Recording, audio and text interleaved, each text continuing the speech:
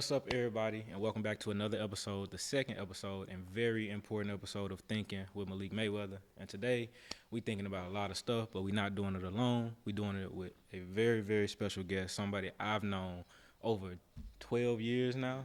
Golly, it don't even feel like that. Going back to freshman year in Miami, I was actually sad when I came back because my dog was gone. So when I got back to Miami, he wasn't there. He had transferred, but we always stayed in contact. As he tells me today, a lot of people I ain't heard from don't even know what's going on. So I'm excited to see the reactions to this when y'all see who on this podcast today. So without further ado, I want to show y'all my dog, Nate Dorch, in the building. Yeah, man. So, you know, basically, Nate played DB. I played receiver. They tried to move me to DB, so they tried to put me on the same side. I wasn't going for it, so I left. But then I ended up coming back, playing receiver, finishing my career, injuries and all, whatever. But we both had similar struggles of, leaving Miami, trying to, do other things on our own in terms of how we wanted to see our career play out when it came to football. And then we both have similar struggles and stories of, getting through not playing ball no more and kind of all of that. So we're going to talk about some of those struggles today. We're going to talk about kind of how we got through it. And honestly, I'm hearing a lot of this for the first time too, because we never really talked about it in detail. Like we always kind of surface level talk about it when we catching up. But today we're going to really get in detail of like, his thoughts behind things and my thoughts behind things and kind of how we are navigating it now with a little bit more understanding and also talking to this problem at a from a point of view that can actually help people that might be going through it. So, Nate, first, just tell the people what you've been up to, where you at, like, what's going on. Talk like you talking to some of my old teammates, you know what I'm saying? Shoot, it's been a roller coaster for me. Did a lot of good things. I remember when I first graduated college. Like I was telling you earlier, like I didn't know what to do. Like I went to the facility. Like this was the day after, I think after like the national championship we had played for, because I was at Youngstown.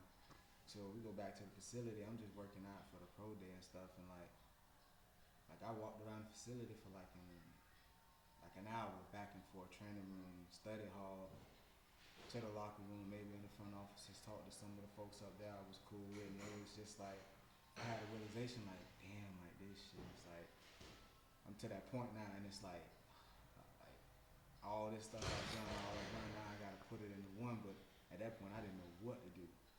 But when I went home and stuff, like I had my first job was at Hertz. Oh, yeah? Yeah, I was at Hertz running car, an assistant branch manager thing. It was fun for a while, you know what I'm saying, and got Mm-hmm. into a lot of arguments. That's kind of why I got fired. Wasn't agreeing with them folks, huh? Yeah, I different helped them thought build. process coming out of ball Yeah, when you got a grind mentality and you, yeah. yeah. I was real good at the other part, moving fast, getting stuff ready to go and stuff like that. But just selling and communicating, and it just really wasn't my thing, man. Because if anybody know me, I'm free hearted. You know what I mean? I'm a nice person, very nice. You know what I mean? If I give you a shirt off my back just to make sure you're straight, I'd do that for you. You know. But after that, you know what I'm saying, I had a couple like warehouse jobs and stuff, because I was at a point where I was like, I had my own place and stuff, and I was doing what I was doing. So I naturally, what I always saw my dad do was just take care of home. You know what I mean? Like Mm-hmm. whatever problem it was, you know what I'm saying, just be a man, chin up, chest out, and don't worry about what's being said, and then just grind.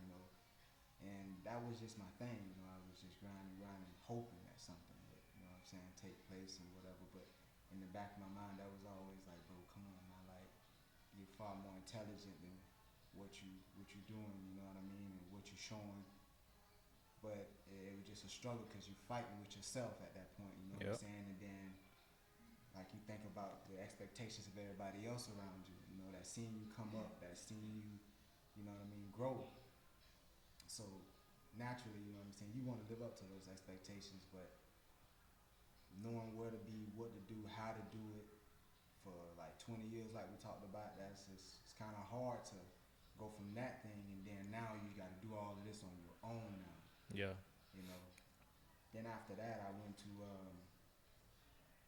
started coaching. Yeah.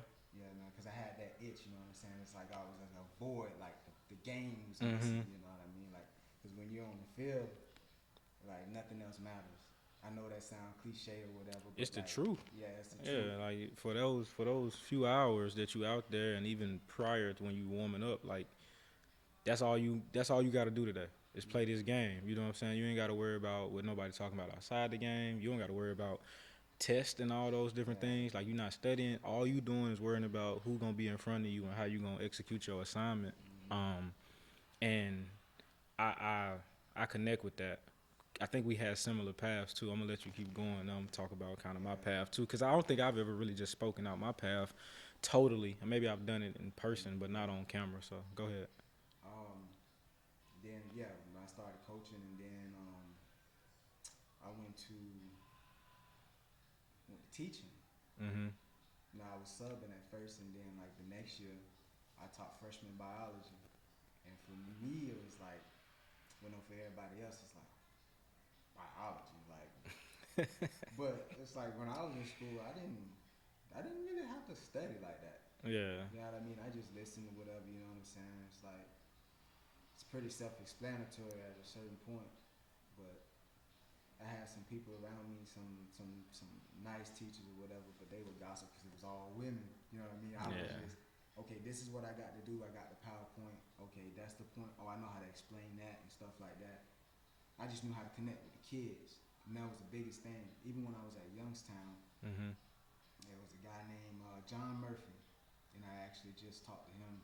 I talked to his son last night. Their mother passed away. She had cancer and stuff. I just found that out last night. So R.I.P. to the angel. You know what I mean? Thinking about her, like she had a lot to do with me actually. You know what I'm saying? Coming to a realization, like, okay, this is what you're good at. Look how this group responds to you. That's where you belong. Mhm. You know. But that was a blast, man. I had fun coaching and stuff like that. It was pretty wild because it was up and down because of, I can say this now. I ain't teaching or coaching now. It's the parents. Oh yeah. Everybody want their child to be a superstar. Everybody want them to they this and they that. But where's reality in it? Mhm. You know, it's like I'm trying to teach a kid something. You know what I mean? I'm trying to be real with them, give them the reality. Like how coaches said, film don't lie. I Yeah. would sit there and say, look, I ain't got no pressure, none of that. But I want to show you why this is my reaction to this, why I pulled you off the field just to talk to you for a second. I just want you to be able to see this and realize, you know what I mean, that, okay, you made a mistake, this is how we correct it, you Right. know. But when they go home, it's a totally different story. It's my fault, All right. you know. But that's okay because that's every other coach's story in America, you know. But to experience it for the first time on the other side of it, even with the coaches at Miami and stuff like that, like make no mistake, I had every opportunity I wanted. I didn't seize that moment. I'll Mhm. just be real about that. It wasn't nobody's fault. That was me. That was all me. You know what I mean? They gave me every opportunity in the world. But some things were a little shaky, but you know, I had that chance. But then, like as coaching was going, I was trying to get my certification to become a teacher. And I was going through a lot at the time, like a lot. I was struggling, you know what I mean? Dealing with a lot of issues in my personal life, you know what I mean? Like, and when people would see me, it was, even from the time I went to Miami, like, it was always like I had this, like, fall, you know what I mean? Like I had a big heart and stuff, but I wouldn't let it shine through, you know? And since I was 11, let's take it back to where I'm at now. Mhm. I would work in lawn service. Like Mhm. if you don't know, I'm a nature boy. I love being outside. You know what I mean? I can tell you how a plant grows, what nutrients it needs just by looking at it, what grass need by just looking at it. You know what I mean? And I've been doing that since I was 11. I would get up at 6 something in the morning, same Mhm. time my daddy get up, go to work, and I would go to work all day. And it wasn't nothing like, you know what I'm saying, no little boy stuff or nothing like that. This was like grown man stuff, working all day, heavy loads, Mhm. trimming trees, cutting grass, you know what I mean, whatever it was. So I'm going through all of this stuff when I'm like at the school and stuff, and I'm like, something's got to give. I got to change something, you know, because I was going through a lot for a long, long time, and I was like, I've never really made a decision for myself, really, to be happy for myself. I was always afraid of how it might rub everybody else, and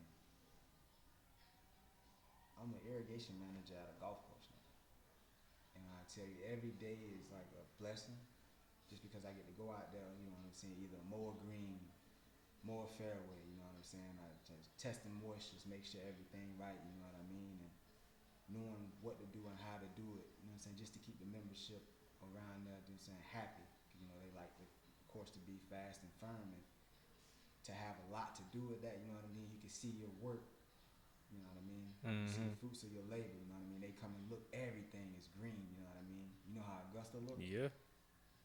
We ain't there, you know what I mean, because we are, but Hey, but you there, you going, very yeah, close, you on you the know what I way, mean? And I yeah. got a lot to do with that, you know what I mean? Because I'm like, when you find that thing that you really good at, Mm-hmm. it ain't gonna matter what it is, because you love it, you put your heart into it, you know what I mean? And boy, it's just been a blessing though, boy. Hey man, I'm happy to hear that because like I got a similar story, but even more so just to piggyback on that, just finding what you love and standing in what you love, doing what you are gifted to do, is really a blessing because so many people out here are lost, and it's like you're not.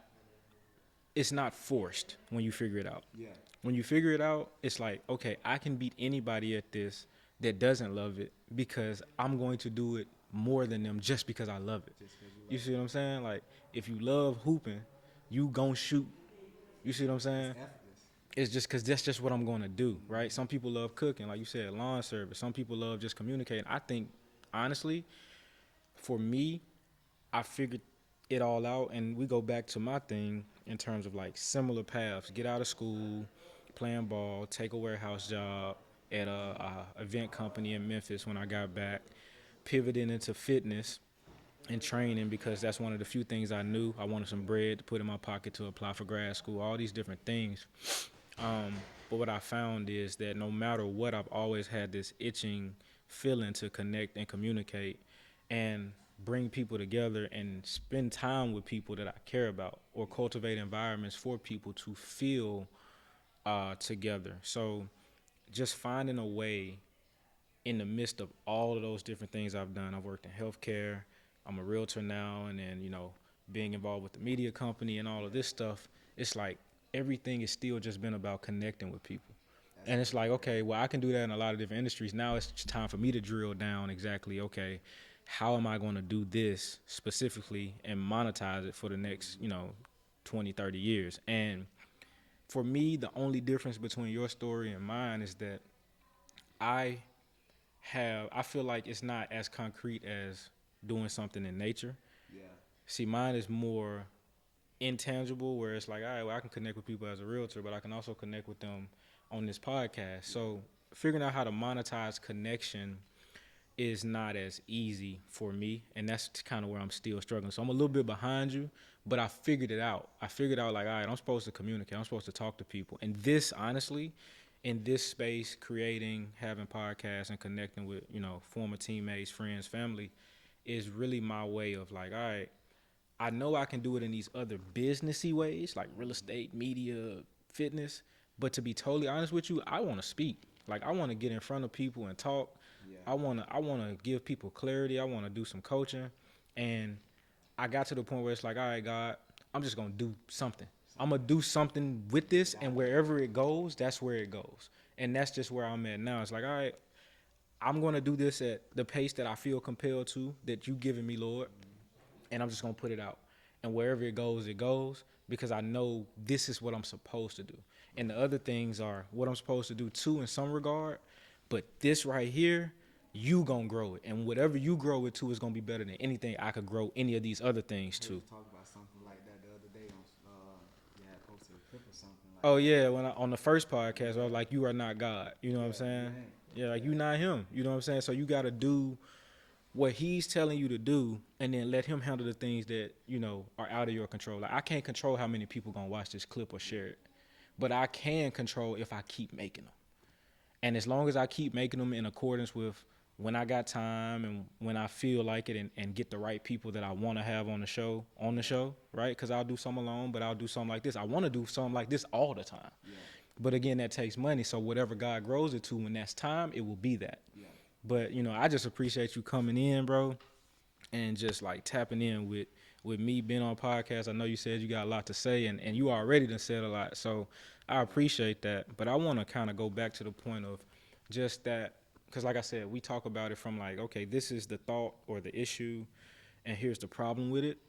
And then how do we solve that? So the thought that we both have that's similar is that it's difficult to figure out what you want to do when you've been told what to do for so long, and then what you've been told to do doesn't pan out. Yeah. And now you're trying to reverse engineer everything that you've gotten from doing that and apply it to something totally different that's new, that feels just like football might have felt when you were little, where it's like, it's new, I don't know what I'm doing, but I'm doing something. So this the dope part about it. Mm-hmm.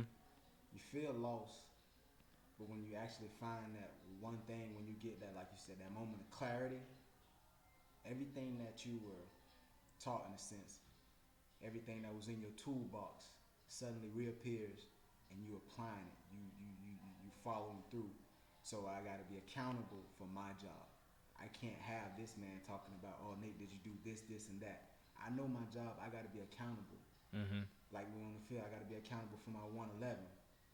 Yeah. So whatever, how many people on your team or whatever, what's your job? Do your job. When you understand that, it makes it easier. But if you don't know what it is, if you don't like what you do, it's going to make it that much hard. Right. Because, like, I tell this to a lot of people. I read an article way back when. I think I was, because I used to always be on the road coming from Ohio to Florida, everywhere. I used to be everywhere. The mind is a powerful tool, but a terrible master. It's hard to master your mind, but when you understand that, like, just like you work out, just like you run, you train your body, your mind is the same thing. It's a muscle. You have to train it. You have to train it. When you feel yourself veering off your track, you got to bring yourself back. But that's all in realization and clarity. You got to be in a space where you can think freely. You got to be in a space where, you know what I mean, like, you got positive and healthy thoughts around you, if that makes sense. You got to be in that space, like, because it's hard to do that when all you got around you is just negative and just turmoil. Mm-hmm. Every other thing is a problem, you know what I mean? It's hard for your mind to, you know what I'm saying, do what you need to do.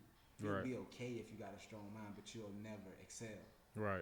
If that makes sense. Yeah, nah, you said something that, like I said, it's always, all right, what's the problem, what's the solution? So here, I'm hearing one of the solutions being, give yourself room and space to get that clarity, which means you kind of have to pull back, which I think everybody that's gone through what we're going through has dealt with that. I feel like there are those moments where it's like, you have to pull back from everybody and everything to figure out who you are. And I feel like even more for us as young men, it's more of a thing where that looks like you don't want to fuck with nobody. And it's not that I don't want to fuck with nobody. Yeah. I need to figure out what I want to fuck with myself. But how does a young man actually get to that point when most of the young brothers these days, it's what's hot right now, what's going on, what's the word I'm looking for? Trendy? Okay. Do they know how to think outside of that? Right. Are you too ashamed to be different? You got to be able to separate yourself from the crowd to be able to see who you are. Take a step back and look at everything that's going on. Right. Watch your surroundings. My daddy used to tell me that all the time when I was going through my walk trying to figure myself out. Pay attention to your surroundings. And you think you know what I'm saying, paying attention, but like I said earlier, you like your mind being a cloud, everything going wrong, it's hard for you to put two and two together. Right. Some people are able to do it, but not everybody's able to do it, you know what I mean? Mm-hmm. And I think it's about being around the right type of people. And also, again, continuing to have the conversations with people that's just a little bit ahead of you, as well as some people that's way ahead of you. And then also expanding your time horizon, bro. Like, I feel like so many of us, because when we come into an age of understanding, when we come into a point of life where we start to understand a little bit, is at the same time we're trying to go make millions of dollars playing a sport. Yeah. and then you don't make millions of dollars if you weren't fortunate enough to make it, and everything you understand, you start to question, even though the understanding isn't the issue. Yeah. How to apply this understanding to something outside of what you've been doing is the issue. So far-fetched in your mind. Right. And it doesn't feel like it's possible Yeah. because all you've ever banked on is this one thing of making it to the league. And people tell you to have a backup plan, and some people tell you don't have a backup plan. I'm of the mindset that I get what they're trying to say when they say don't have a plan B, because that means you're not all the way committed to plan A. You gotta put everything into it. And I understand that. But I also understand that, hey, if plan A doesn't work, are the skills you are developing usable in another area, and are you aware of what areas that is? Yeah. Because I'm not saying don't go all in on plan A, Yeah. because you should. If you want it and you really want it, you're going to. But if you are in a situation where you don't understand that, okay, me learning and being attention to detail, because I was very attention to detail. Any coach will tell you that I've ever, played for. Yeah. Very attention to detail, and I know that works really well for coaching others. Yeah. Right? Because now when you do something, it's like, okay, this is the small detail you're missing. That small detail, knowing which screw to turn can change everything. So it's like, okay, I know I'm supposed to incorporate that attention to detail into coaching, but also I can incorporate that into real estate. I can incorporate that into these cameras and setting this stuff up. Mm-hmm. Understanding lighting. Do we need more lighting? Do we not need more lighting? What are we really trying to do? So understanding what skills, because that's just one of many that we all end up having, depending on what position you play and how you take coaching, etc. Yeah. But all of that is lumped into what you can do later and what industries and things fit you. And then taking a step back, like when I was going through my depression, one of the things I did was I started writing down everything that made me feel like myself. And it was like, all right, I love hoop and I love comedy. And just kind of like going back to what you said, do you have the courage to stand out, or do you want to just fit in with the trend? Wow. I would implore everybody to understand that standing out is how you get paid. The rappers that we listen to that break through the mold are the ones that sound different. When I got to college, I don't know if they were playing them until my freshman year or Young Thug. Like Young Thug was just coming out when we got in. You know what I'm saying? And granted, not all the case stuff that he got going on. At that point in time, I had never heard anything like Thug. Yeah, he was different. Yeah, he was different. Definitely different. You know what I'm saying? But it was a different, and it was a flow, and he was like righteous in his style. He was like, this is the style that I'm going to do, and this is how I'm going to do it. You know what I'm saying? So I always think of him when I think about, okay, people saying they're scared to be different, but then everybody that breaks the mold is. Because that's what dare to be different. But who you are, they don't talk about you either way, whether you're doing what they like to see you do or what you want to do. You don't care about what nobody say or what they do. Do what makes you happy. And that's the biggest thing too, bro. When you come out of school, especially in the black community, I remember one time, I ain't gonna say no names, but it was a family member. What you gonna do, flip burgers? And I'm like, that's crazy. Really? Like, I just got here. Like, what you? That's crazy. You know what I mean? And it was crazy, bro. It was just crazy. Just thinking back on that moment too, it's just like, damn, well, what do you expect? But through all of that, though, I found myself through all of that. You know what I mean? Yeah. It took me a lot longer than it needed to be, because I've always been savvy. I've always been intellectual. You know what I mean? But, yeah. I'm loyal to a fault. I would say that. Yeah, I think we all are. I won't say we all are, but people that I tend to be around are, because I think I got that same quality, which again can be good and bad depending on what you're doing. I remember crying at 13 years old when I had to change baseball team because I felt like I was quitting. Yeah. You see what I'm saying? It's like, bro, like I'm quitting, bro. Like, nah, you're not quitting. You're making a pivot to something that's going to be better for you. And being able to understand that now makes it a lot easier. Because I've gotten to the point where it's like, okay, well, instead of looking at things with my emotions and how I feel, let's start calculating things further out. Let's start dealing with the decisions before they happen. If they possibly come up, you don't let your emotions cloud your judgment. And I made a lot of decisions based off of emotion in my younger life. Yeah. I think we all have, and that's not abnormal. And I think, again, one thing that we're trying to say to especially younger guys and girls that are playing sports and will end up doing something else is that you're not abnormal in what you're going through and how you're feeling. Yeah. This is absolutely normal. It's just about having a framework Mm-hmm. to navigate the next steps. And that's part of the reason I did the whole TED talk, because I was like, okay, this is a framework that I use. Maybe it'll help you. And then again, that's why I said I feel like I'm supposed to coach, because it's like if I can just get in front of the right people to show them that there is a way past all of this stuff that you're feeling, and it sucks, but you will get through it. You can probably get through it faster than I did. Yeah. And you don't have to be somebody that's playing a sport and not playing a sport anymore for this to work. This could be anybody. I'm just an athlete, so I can connect with athletes and understand exactly what they're going through. Even some athletes that we play with that might be on the way out the league and trying to figure out what's next. It's like I have a formula. It looks different in terms of the buttons and things and opportunities that you take because of where you are in life, but it's still the formula. You see what I'm saying? Apply the formula to whatever it is that you got going on or what you might have going on next. So, that's the second problem. Is just, the first thing was giving your space to get clarity of who you are. The second problem is like, all right, how to apply that, you know what I'm saying? And then I think the third problem is really more so, like you said, daring to be different and being comfortable with that, worrying about what other people say. And the way to combat that is, again, who you put yourself around. Because for so long you're around people that are similar to you, and now anything foreign to that almost feels like a threat. And one thing about it is, it's so ironic that we are so comfortable being uncomfortable as athletes that getting around people who know different things or more than us in a certain area starts to make us feel like, oh, a shell of ourselves. When we're the same people that go out and run on the field with, hundreds of, millions of people watching, thousands of people in the stands, and then you get in a crowd of room with people that know more than you about a subject that you're interested in, and you won't raise your hand. You become a shell of yourself. I'm gonna tell you. It's crazy. I'm gonna tell you something.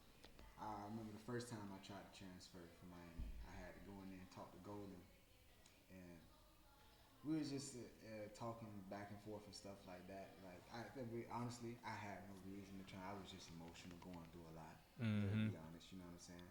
Making a brash decision. They stopped me the first time, you know what I mean? And I told them, I said, I don't even know what y'all mean by that. Get comfortable being uncomfortable, you know what I mean? I did understand, but I didn't have the clarity to fully understand what he meant. Being on the go, like when I first started, I was like, okay, I'm gonna have to be around a lot of, you know what I'm saying, these folks, you know what I'm saying? I hope I don't have to be around those snobby people and stuff like that. But I was just so used to being like stepping out of my comfort zone. Now I'm in a position where like I realize it. Yeah, I'm out of my comfort zone, but I'm gonna get comfortable doing this because this is what I love, and it makes it that much easier. You know what I mean? And now it's just like when I'm done, you know what I'm saying? They embrace me. You know what I mean? But I had to go through that to get to that point. You know what I'm saying? Right. To let the people see who I am. Like I'm not just dreadlocks and a beard. You know what I'm saying? I'm from the hood. Yeah. You know what I mean? But I was raised with morals and values. Both my parents still together and all of that, you know? All right. And I think that got a lot to do with it too. You know Yeah. what I mean? But yeah, you gotta be able to, you know what I'm saying, be comfortable when this stuff uncomfortable, which you ain't used to, you know what I mean? Because that's the only way in life you're gonna prosper. You gotta go through those things. Yeah. You know, you got to put yourself out there. You can't just sit in a shell and I'm staying home and all this and that. I'm gonna do this because that's easier or whatever. You know what I'm saying? If you're good at something, but there's always gonna be an obstacle there. Exactly. Because the devil, or if you not believe in the devil, the spirits or energies that don't want you to succeed are always going to be against you. For every action, there's an equal and opposite reaction. Yeah. So if the good that you want to do is inside you and you start pushing it out, the bad that doesn't want you to do it is going to start pushing against. And the only thing you can do is push through it. Because it's like pushing a sled almost. It's like, all right, cool. The weight is trying to keep me from pushing this sled. But what helps you get a sled to move faster and smoother? You have to get lower in your base, and you have to build up some momentum, meaning you have to drive hard, right? And then that sled starts to slide. And then you never know, like I said, the things that you don't control, God might start making it rain. And you like, dang, it's raining, I'm pushing this sled, I'm uncomfortable. Yeah. But guess what just happened? The ground got slippery. So now the sled sliding even faster. And you don't even realize that 100 yards you had to push the sled just got so much easier because all you focused on is the rain. And it's crazy that we just don't get that clarity at such a young age. And then we try, and I get why old heads try to talk to us and tell us different things that we don't get. It's like I get it now. You know what I'm saying? Like Always gonna be like and it's that. going again because that's wisdom, and it's just about okay, can you have faith in the people and the situations that God is putting you in? Can you stay connected to Him, and can you really try to again take that step back? Again, we can get so zoomed in that we never zoom out and see that we're doing well. I just said that. I just said that yesterday to somebody. I say, bro, like I just coming to the realization, like I've done a lot of good in my life. I didn't know it at the time, but now when I look back at it, I realize, damn, like I did a lot. Going from where I just came from, like it's just like an unravel to going to where I'm at now, and God been raining blessings on me and stuff. It's like it can happen. Yeah, you just gotta keep You going. just gotta keep going, and when it do click, boom, just be ready. Yeah, you gotta be ready for your opportunity. Next man up. When your number get called, get out there and perform. You'll You know? miss it a couple times, you know what I mean, but it's gonna come with it. That's what come with this life. You're gonna have failures. How you gonna know what success feel like if you never failed? Exactly. Again, everything has an equal and opposite reaction. So if I got success, I mean I got failure. And honestly, a lot of people say this, but like it's the most true thing. Fail fast. Yeah. The faster you fail, the faster you learn how to win. You just gotta go. Make Yeah. sure you err in the direction of progress. Yeah, fall forward. Yes. Like a running back, you know what I'm saying? Yeah. So try to always fall forward, gain a couple yards because 3.5 yards don't seem like nothing. But if you keep getting 3.5 yards, you're gonna keep getting first downs. Keep getting first down. You know what I'm saying? So Yeah. that's really what it come down to, Just man. avoid that. That's really what it come down to, bro. Well, let's tap into because we talked about pathways, where we come from, how we gotten to where we are now. Let's reminisce a little bit because it's been a minute, Yeah, bro. it's been You a know what I'm while. saying? So Like 12 years. 12 years, Probably 12 longer years than in June. 12 because I came in 13, so Yeah. it's 25. Yeah, that's 12. So that's 12 years in June. It'll be 12 years since That's a I long time. arrived I on flew campus. back. Bro, it don't feel like it feels like yesterday. Bruh. Real talk yesterday.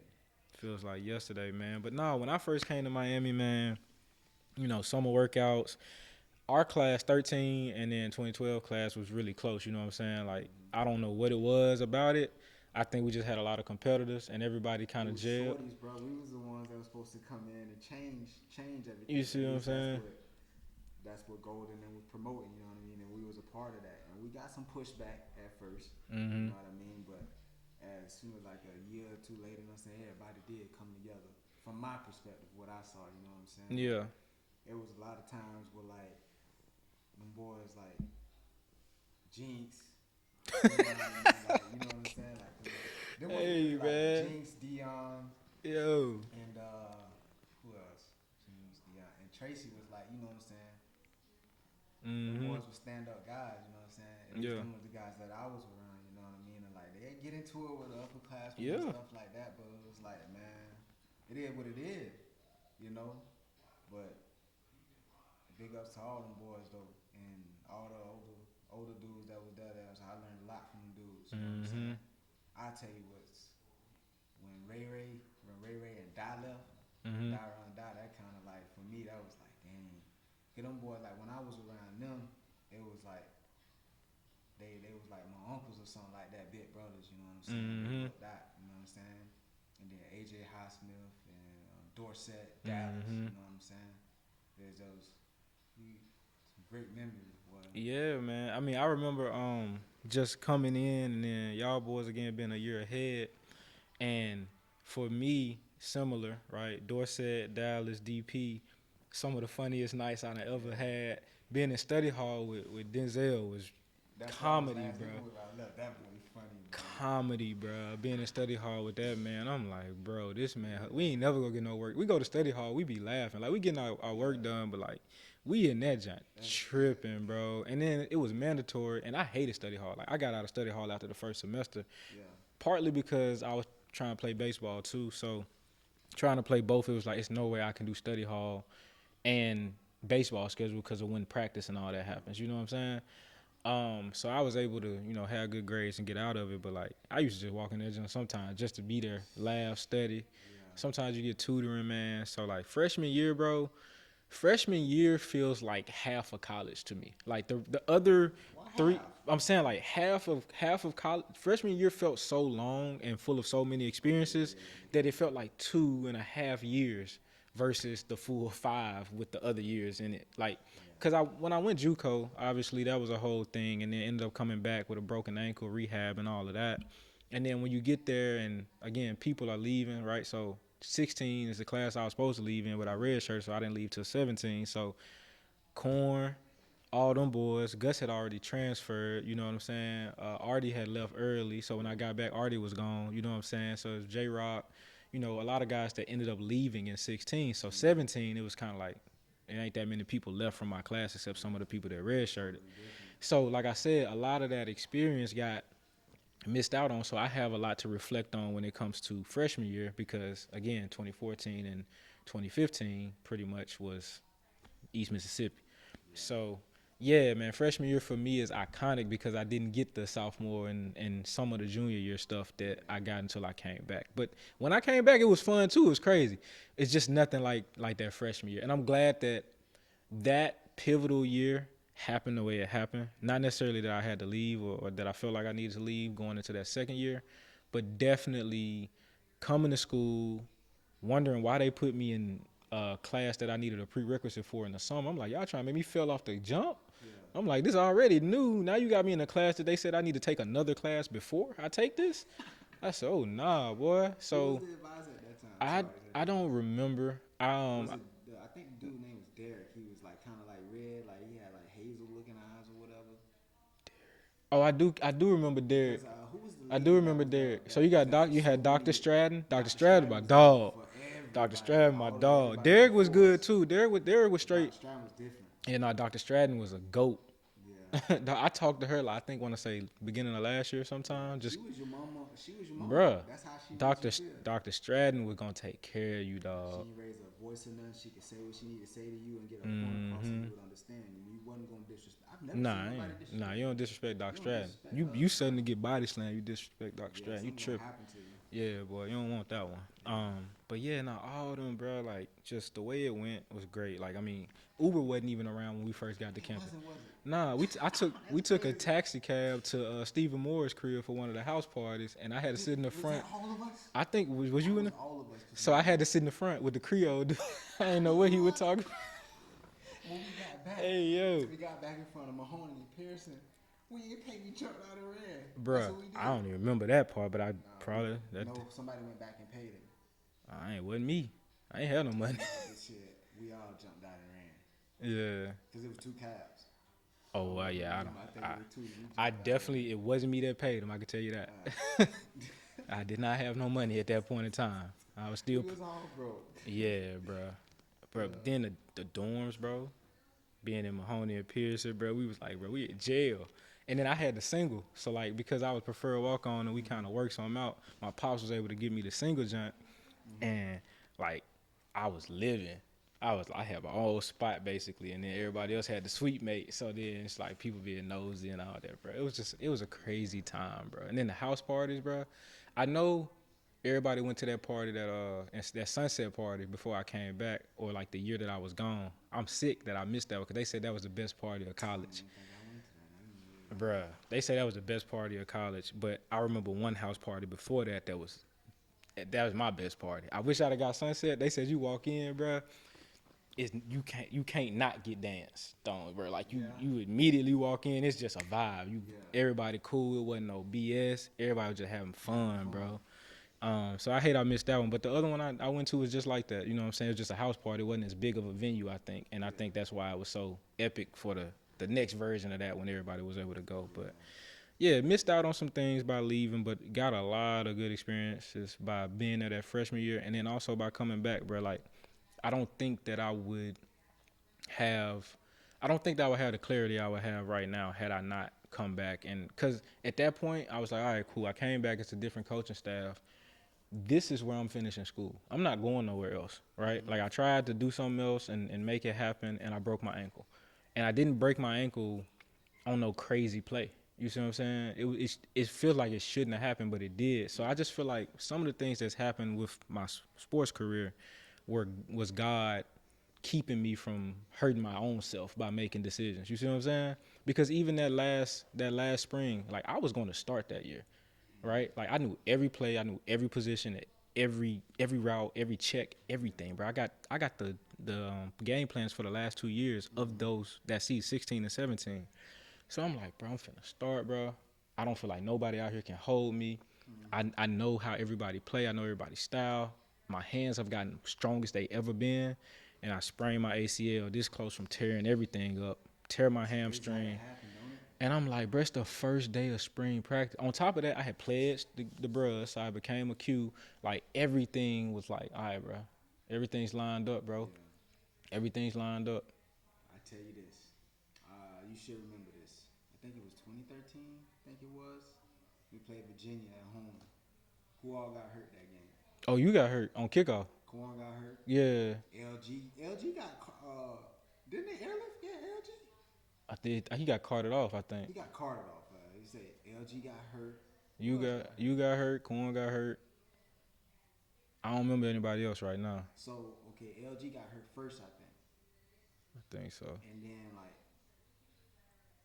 the vet. Shout out to LG, by the way. I ain't talked to that boy in so long.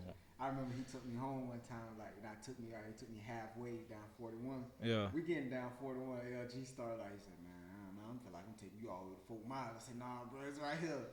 And then like 5 minutes later, okay, we reached the spot. You know what I'm saying? But yeah, man. That was one of the OGs right there too, bro. For sure. He was real. LG was mine for real. But back to what I was saying, like, right before I got hurt, I was going in that series. They put in dime, five DBs. And I'm like, and I'm coming to my own at this point. I done let all that other stuff go, you know what I'm saying? Mm-hmm. I'm ready to play now. I'm ready to get into it, you know what I'm saying? Confidence up and stuff like that. I got the picture. You can see it in the picture. You know what I'm saying? Like, when we were warming up, you can see it in my face. You know how you can see confidence on somebody? I had that at that point. And then to go down and then, like, OT coming across. It was OT legs that hit the side of me. So the dude, like, he coming to tackle him, and dude stop on the dime, and like his arm catch him, and it's like he swings his body, and his legs flew right into the side of mine. Boom! I heard a snap, bro, and all I remember, golden in my ears, like, it's okay, bud, it's okay. And like I'm just hollering and stuff like that, rain falling on me, and I'm like, I go into the locker room. I'm in there by myself now. I'm taking off everything, I'm throwing stuff away, and I'm like, dang, bro, like I get to this point where it's like, this shit finna happen for me, you know what I'm saying? I'm finna get to play alongside my brothers, you know what I'm saying? Mm-hmm. I just felt defeated. Yeah, it did, bro. Defeated, like it's tough, bro. It's tough. It's tough. But I think that speaks to the larger conversation that we've been talking about this whole time. It's just, even in the midst of that, you can get through it.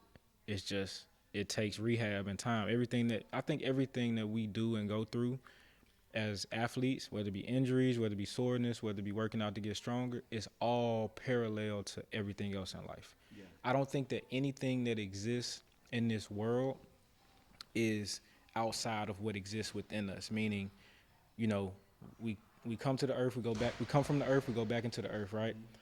If you don't treat this building and this environment, things die and they go back into the earth, and then the seeds from the things that died grow into new things, right? So everything is a cycle. Like I said this to my best friend. I said, bro, nothing lasts forever, but the cycle is infinite. Yeah. A tomato can hit the ground, rot, seed go into the ground, another tomato plant.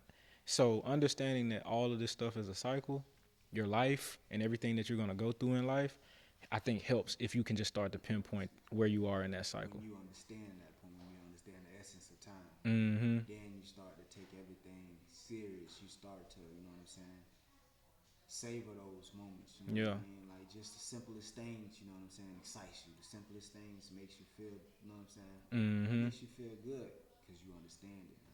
Yeah, bro. Lethal Shooter, I understand it now. Yeah.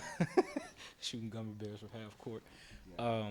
But yeah, man, shit, I don't even know where to close. We could talk all day, bro. Yeah.